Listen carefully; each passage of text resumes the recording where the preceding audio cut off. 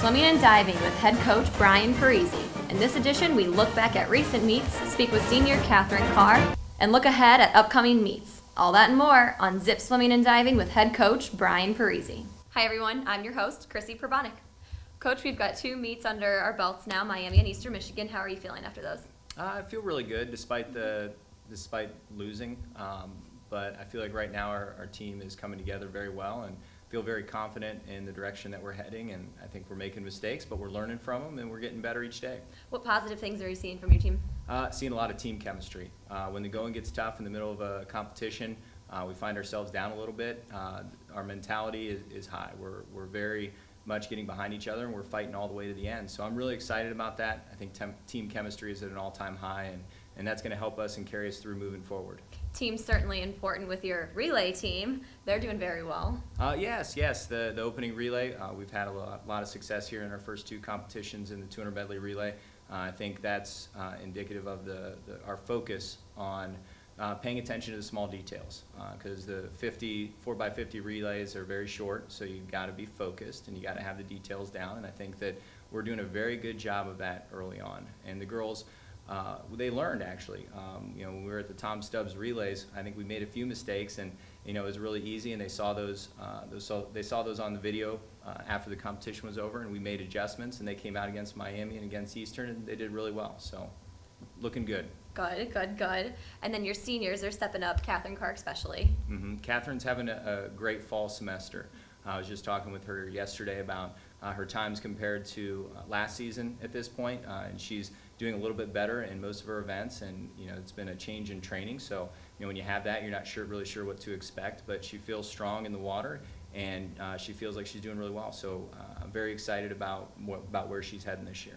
And you just mentioned changes in training. What kind of changes are you making?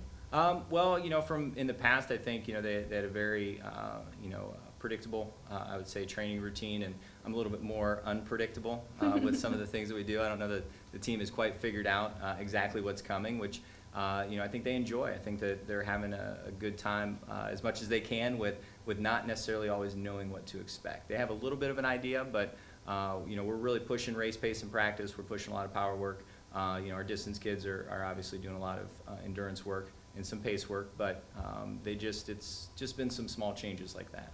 I would think the unpredictability is a good thing, considering you can't predict what's going to happen in a meet. That's very true. That's very true. When we come back, we'll hear from senior Catherine Carr. Even the smallest Zip can be a part of the team by joining Zippy's Kids Club. It's the coolest club around for kids 12 and under. Zippy's Kids Club is presented by North Akron Savings Bank.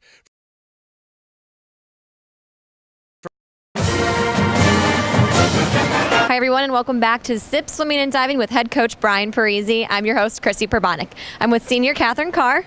Catherine, we've had 2 meets under your belt so far. How are you feeling? Awesome. We have our new coach and everything's been going great so far and lots of good stuff happening, and we have had really strong meets so far, so really happy. How are you feeling about the new system that Brian's implementing? Awesome. We love Brian. He, works a lot on technique with us, which we appreciate because it's kind of those little things that, the training will come, but it's those little things to get under your belt and, work on just anything you can do to improve your stroke. So I think that really is going to help us out this year. What's one of the main focuses that he's put in place for you for your development this season?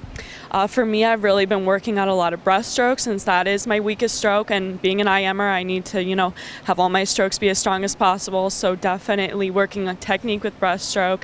And then as a flyer, obviously, just having the stroke be as best it can be. And you're a senior. What's your leadership philosophy for yourself and your team? Basically, I just strive to give 110% all the time, and I think that, that truly shows the younger girls, hey, if I'm giving 110%, I'm showing them how much this means to me, and that setting an example and showing them I'm here for you and I'm here for my team, and, hopefully everybody works in the same way, and that's the goal, 110%. You have another dual meet this weekend as you guys host St. Francis. What are your expectations for yourself and your team?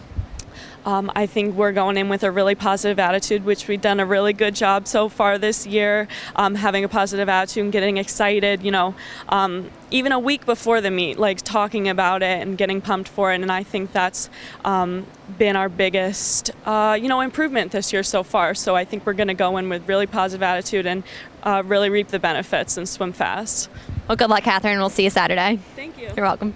Coach, we have another home meet November 9th as you host St. Francis. What are your expectations for your team? I'm excited that St. Francis is going to be coming here. Their coach Rory, it's his first year taking over the program as well. I think they've got some talent. I think they're going to give us some challenges in some areas, and we're really looking forward to having another home competition. What advantages do you see that Akron has over St. Francis? One of our biggest advantages would be diving. I recall they don't have diving, so we're going to be able to start the competition with a little bit of a boost there in those events. And then there's a break in meets, at least, between the St. Francis meet and then the Zippy Invitational. What are your plans in between those for your team? Well, the Zippy Invite actually falls right before finals week. So we're going to, the girls are going to be able to use that time to really focus on their studies, make sure that they're prepared going into final exams. And then the Zippy Championships, or the Zippy Invite is actually exactly the way that our conference championships are run. It's a 3-day competition, prelims and finals in the same order of events. So it'll be a good rehearsal for the conference championships. We're going to take the information that we learn there, learn about ourselves, learn what we need to be putting in our bodies, learn our rest schedule and what that needs to be like, which is going to be very valuable information as we focus towards the championships at the end of February. Well, good luck to you this upcoming weekend as you host St. Francis. Thank you very much. The Zips will host St. Francis in a dual meet Saturday, November 9th at 1 p.m. in Ocasek Natatorium. They return to action for the Zippy Invitational December 6th, 7th, and 8th. For Head Coach Brian Peresie, I'm Chrissy Prebonick with GoZips.com, and we'll see y'all next time.